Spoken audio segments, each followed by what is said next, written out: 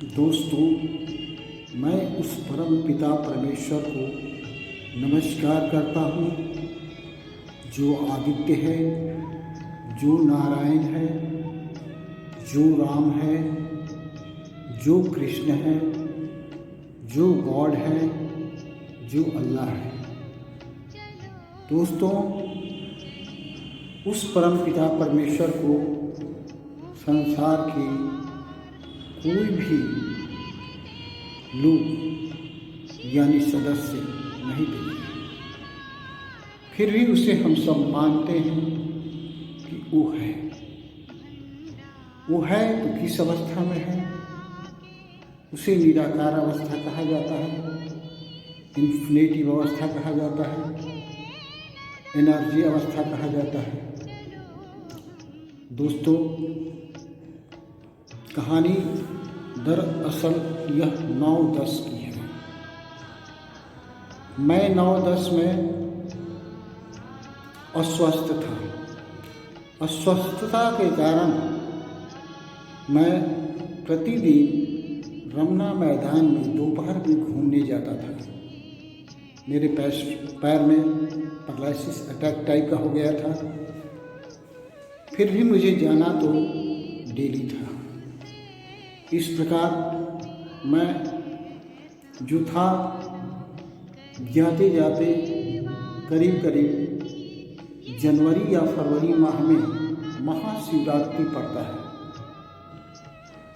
तो उस शिवरात्रि में मैं गया। दरअसल मैं वहाँ गया तो एक शिविर लगा था जो ब्रह्मा कुमारियों का था। मैं गया, वहाँ पर जो बच्चे थे वे मुझे समझाए, बताए, चित्रों के द्वारा मैंने देखा। फिर उन्होंने आग्रह किया कि आप मेरी संस्था में आइए। मैं एक दिन मेरे पास ब्रह्मा कुमारी संस्था का संजीव करके मेरा साथी या मेरे सब दुकान पर यानी दवा की दुकान पर शीशी उसी देने आता था और गोली ग्लोब्स भी देने आता था। उसको मैं मेरे यहाँ आया और मुझसे कहा कि आपको हमने कहा था कि चलने के लिए आप मेरे साथ चलिए। मैं शाम का वक्त था, दुकान का टाइम खत्म हो चुका था। मैंने बंद किया और उसके साथ साइकिल के द्वारा मैं ब्रह्मा कुमारी संस्था में पहुंचा। दरअसल वहाँ गया तो उस दिन उसने मुझे क्या किया कि जो क्लास था योग का, उस क्लास में लेकर चला। मैं नहीं जानता था कि ये योग का क्लास है। मैं अपना सब लोग ध्यान में बैठे थे, मैं भी ध्यान में बैठ गया। जब मैं ध्यान में बैठा तो आगे बाबा लेखराज यानी ब्रह्मा बाबा का तस्वीर था। तस्वीर में जब मैंने ध्यान लगाया तो मुझे लगा कि बाबा लेखराज का जो तस्वीर है वो मुझे इंडिकेट कर रहा है, यानी हमें बता रहा है कि तुम ठहरो। मैं कहा कि आज तक इतनी संस्थाओं में गया, लेकिन किसी ने इस बात को इंडिकेट नहीं किया या किसी ने कुछ नहीं कहा कि तुम ठहरो या जाओ या जो भी हो। इसमें कौन सी ऐसी बड़ी बात है?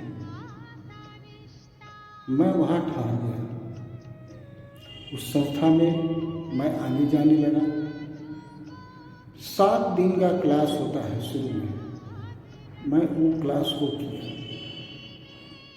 7 दिन की क्लास के बाद मैंने योग की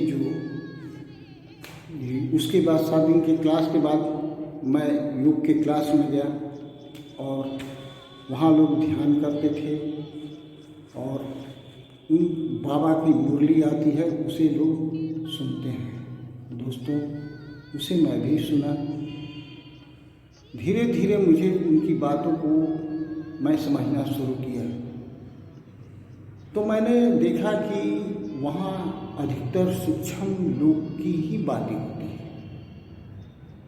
तो मुझे लगा कि हो सकता है कि ब्रह्मा बाबा जो है वो एक पहुँचे संत हैं, और वे जो है वो पहुँचे संत होने के कारण वे सूक्ष्म लोग की सारी कहानियों को जानते हैं। दोस्तों इस प्रकार मैं जब गया था तो मुझे पता नहीं था कि ब्रह्मा बाबा की मृत्यु कब हुई और उनका जन्म कब हुआ। दरअसल उनका मृत्यु जो है वो 18 जनवरी 1969 को हुआ था, और जन्म उनका 15 दिसंबर 1786 को हुआ था। इस तरह ब्रह्मा बाबा की कहानी और भी आगे की कहानी बहुत सी है। मैं वहाँ से आया और अपना जो मेरा योग था मैं उस योग को करने लगा। दरअसल ब्रह्मा बाबा जो थे उनका मृत्यु जो 69 में हुआ था, लेकिन मैंने उन्हें योग में देखा।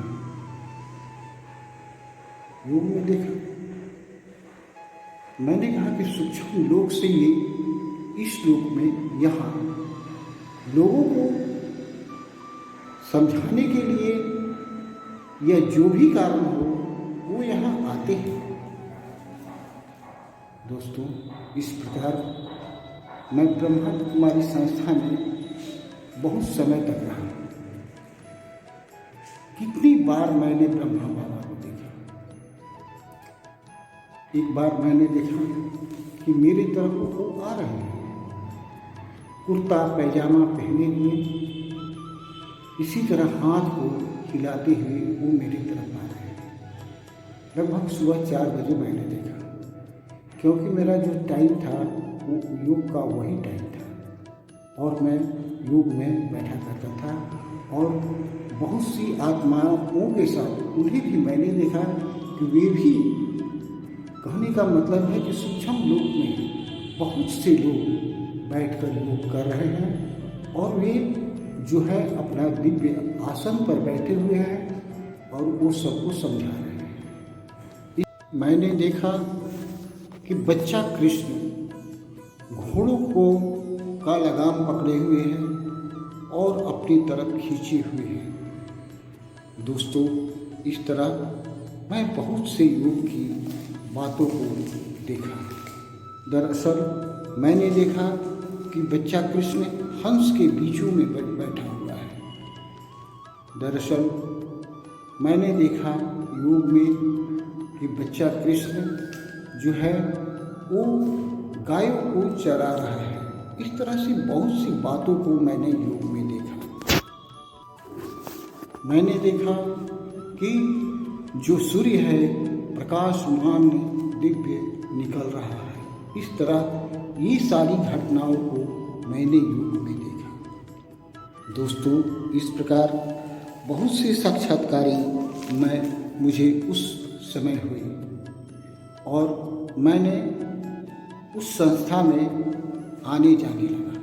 लेकिन बाद में मैं अपने घर में भी ब्रह्मा बाबा के आगे दीप जलाता था और योग करता था।